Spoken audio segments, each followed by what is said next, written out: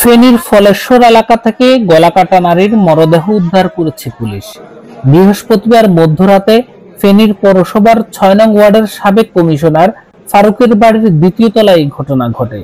গলাকাটা ওই নারীর নাম মাসুদা বেগম। সে সদর উপজেলার ধর্মপুর ইউনিয়নের সুলতানপুর গ্রামের সিরাজুল ইসলামের স্ত্রী। নিহত মাসুদা বিগত ১ যুগ ধরে ওই বাড়িতে গৃহকর্মীর কাজ করত। নিহতের স্বজনদের দাবি, তাকে ডেকে এনে একা ঘরে রেখেছে। এই হত্যার বিচার চান তারা।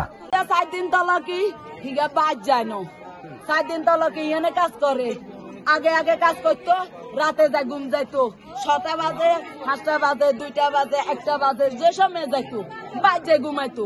৪ দিন তলকে ইচ্ছা থাকতো না। এটার গো সহযোগিতা আছে দেন, হেতারা ফোন করি আনি অসেরা বাড়িতে রাখছে, নিশ্চয় এখানে হেতারা মারাইলো আছে। আমরা এ দাবি থাকতাম না, আমরা মা আনি দিতে হইব, মার বদল মা আনি দিতে হইব।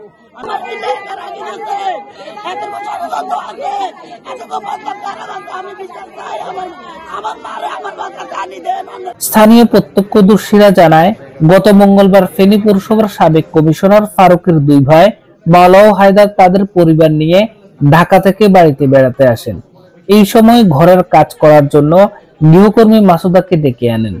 ওই বাড়ির ৩ তলায় তারা থাকতো। বৃহস্পতিবার রাত ৯টার দিকে রান্নার জন্য ২য় তলার ফ্রিজ থেকে মাংস আনতে পাঠায় মাসুদাকে।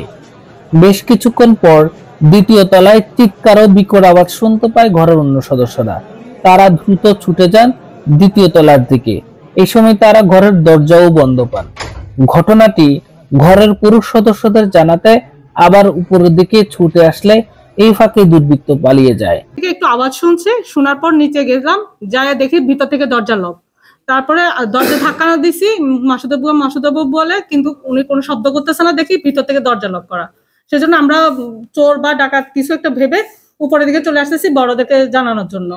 তখন আমরা উপরের দিকে সিঁড়ি দিয়ে উঠার সময় উনি দরজাটা খুলেই খুব জোরে জোরে বেরিয়ে চলে গেছে। আমার বাড়ির বউয়ে টেলিফোন করছে ৯:২০ বা ২৫ হবে আমার একটা ধারণা। টেলিফোন করি আমার মোবাইলে বললো যে ভাইয়া তাড়াতাড়ি চোর ডাকাত লইছে বাইক। তখন আমরা সবুজ, আমি আরো একটা লোক আছিল সাথে, আমার সবাই দৌড় দিছি। আসি যখন গেট খুলছি তখন রক্ত দেই, আর উপরে উঠে মানে উপরে দেখি রক্ত দেখি, আবার নেচে নামি গেছি। ফারুক ভাই বাসাত মানে ডাকাত ঢুকছে।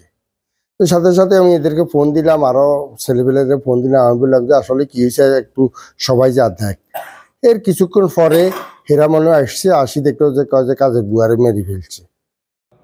এদিকে খবর পেয়ে ঘটনাস্থল পরিদর্শনে আসে পুলিশ ও র্যাবের একাধিক টিম। সিসিটিভি ফুটেজ সংগ্রহ করেছে। ঘটনা তদন্তে কাজ করছে পুলিশ। মরদেহটি ময়না তদন্তের জন্য হাসপাতালের মর্গে রাখা আছে। সিনিয়র অফিসারদেরকে আমরা জানিয়েছি। এরপরে আমরা আমাদের যে কার্যক্রম, আমরা পিবিআই এবং সিআইডি টিমের সাথে মিলে আমরা এখানে ফার্স্ট আমাদের যে পিও ভিজিটটা, আমাদের ঘটনাস্থল পরিদর্শনটা এটা আমরা করতেছি এবং তার সাথে সাথে আমরা ইনফরমেশন গ্যাদার করতেছি। আর এর সাথে এটা কে করতে পারে, এখানে এই নির্দিষ্ট ব্যক্তিকে শনাক্ত করার চেষ্টা চলছে আমাদের। ফেনীতে এমন ঘটনার যেন পুনরাবৃত্তি না ঘটে, এমনটাই প্রত্যাশা করছেন স্থানীয়রা।